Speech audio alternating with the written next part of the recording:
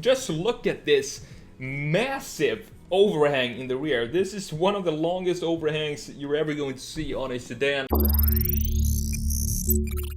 Today is all about legends, and that's why I'm wearing my 240Z t-shirt, one of my all-time favorite cars. Go and check out the t-shirts, this one at TheSketchMonkey.com, along with a couple of new additions to the Doodle collection, including this Model 3T at TheSketchMonkey.com. It's the return of a legend. This was one of the first redesigns that I did here on the channel, and I'm gonna do it again because it's been almost 2 years since the last time, and what I want to do is see how we can make the Ford Crown Vic into a modern version of itself. As I'm sure you know, it's one of these really tough legends of a car that of course became the police interceptor as well, just because of the toughness of this car. It's built on the Panther platform that is shared with the Mercury Grand Marquis and the Lincoln Town Car, I believe, and it went sadly out of production in 2011, which is pretty late for a car of this age. So what I want to do is just bring this beauty back today. Look at this, I'm not sure what this is. This is a Crown Vic camper, I've never seen that before.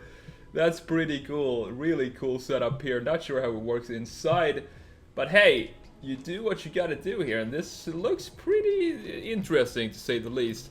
But we're gonna take the standard Crown Vic here. These are the cars that I love. I love these cars that make a dent in the timeline of the automotive history. And I think the Crown Vic is definitely one of these cars, since it's been used for so many things. As a cab in New York City, you can probably use it for decades if you just maintain it. And the fact is, if you just push this car off a cliff and you walk down and you turn the ignition, chances are it's going to start right up and be just fine. And it reminds me of growing up in Sweden, where I'm from. We had the Volvo 240, as I'm sure a lot of you are familiar with, and that to me is the Swedish equivalent of the Crown Vic, and it looks like this. And if for you who don't know what it is, it's a very tough looking car, and the thing is, it has a massive hood, but it only housed a four-cylinder inline 4.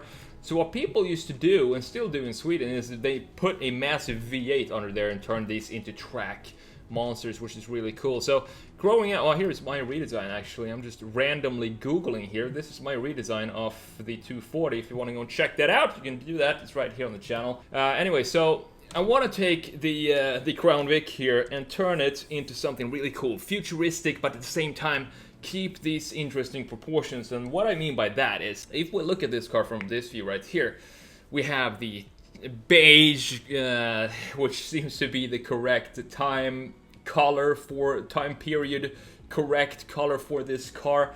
But what's really interesting about this car is that the proportions are very 90s. So, for example, we have this line right, this height of the Crown Vic, and we have the 50-50 relationship between how we have the greenhouse and the rest of the body.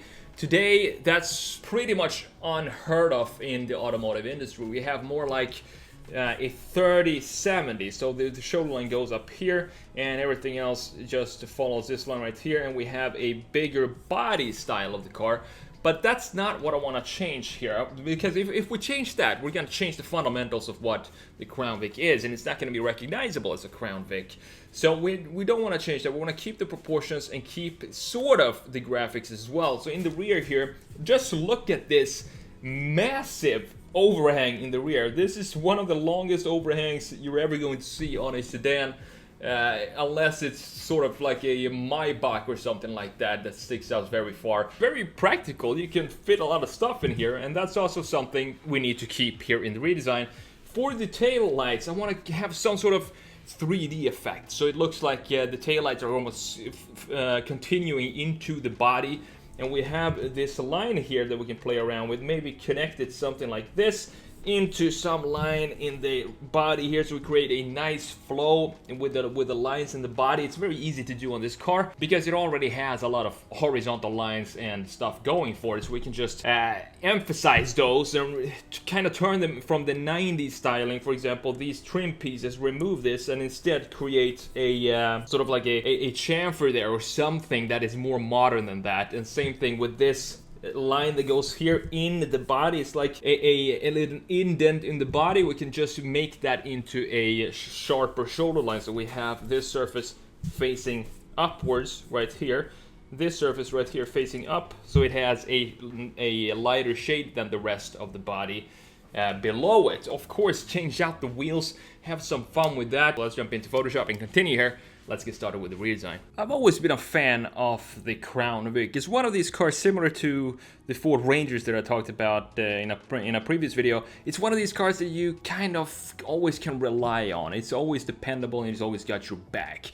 We didn't have any Crown Vics in Sweden, but as I said, the 240 is pretty much the Swedish Scandinavian equivalent to the Crown Vic. It's simply a steel tank that can take you from point A to B no matter what's in between.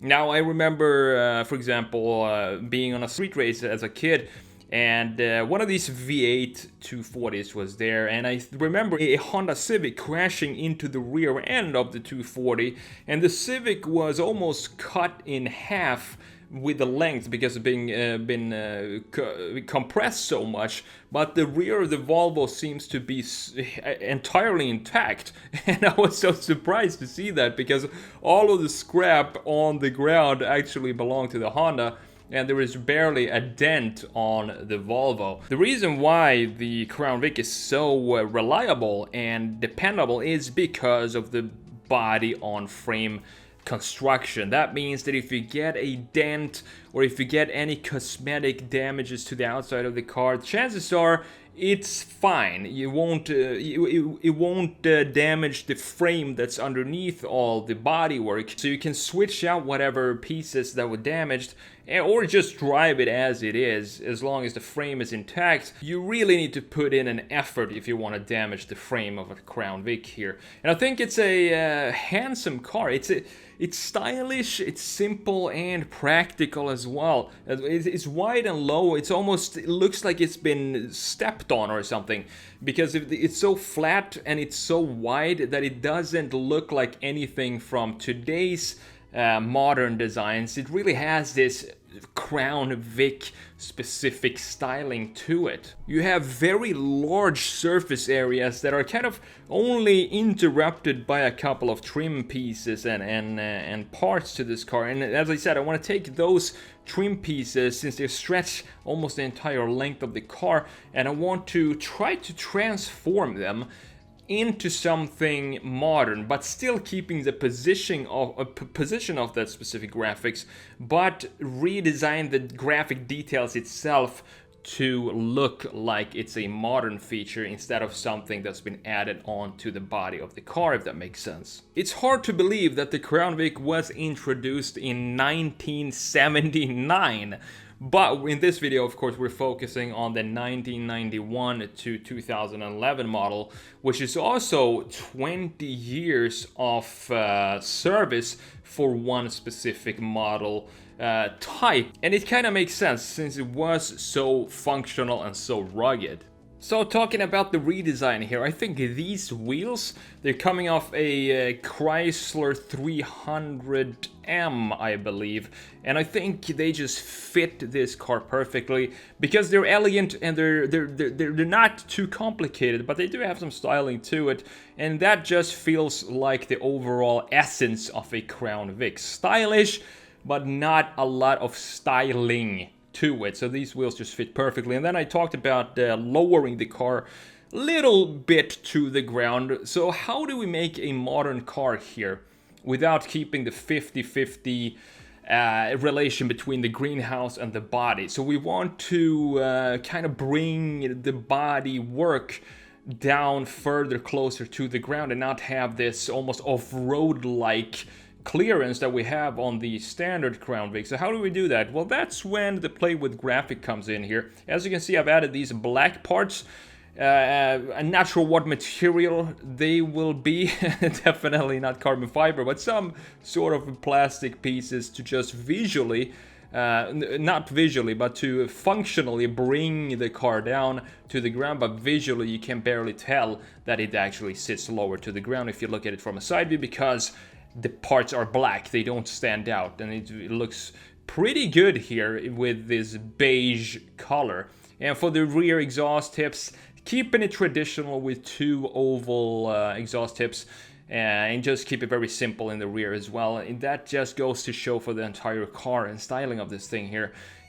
I do wanted to add some styling on the deck lid here. As you can see, before I added this black piece here, it felt like something was missing. It was just too big of a panel in the rear to not have something going on in. And this deck lid here suits the Marquis, the Grand Marquis, the Town Car, and the Crown Vic as well. So that's kind of why I added that at the end here. So we're coming to an end here, and all that's left now is just to show you the before and after. So here we are, guys. This is my redesign of the Ford Crown Vic, turning it into a modern version of its fantastic old self. So here you can see the 3D effect that I wanted to add to the taillights. Makes it look like the taillights are actually sitting far in the body of the car. It looks really cool. And also, of course, these wheels fit this car perfectly. Other than that, it's really straight to the point redesign.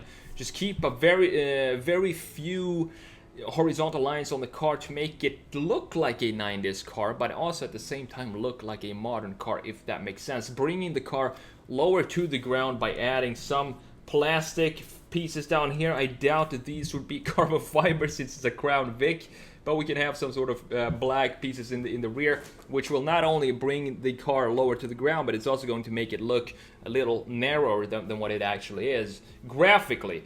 Other than that, tint the windows. We got to do that on modern cars. And also, I love how this rear end turned out. I felt for a long time that there was a lot missing here. Something missing if you just have the same kind of this whole panel here be the same color all the way down. I felt like it needs to be broken up by some other graphics, and that's when I decided to just test out to add this black panel there, deck lid, and I think it really suits the overall look of the car, and it really suits this old feeling of the Crown Vic and the Grand Marquis and the Town Car as well. It kind of has, it feels like it suits that type of styling. And down here we have a very simple diffuser, nothing crazy going on there with dual exhaust, which I also think fits this car overall. That's it for this video. Thank you so much for watching. I will see you in the next one. Take care.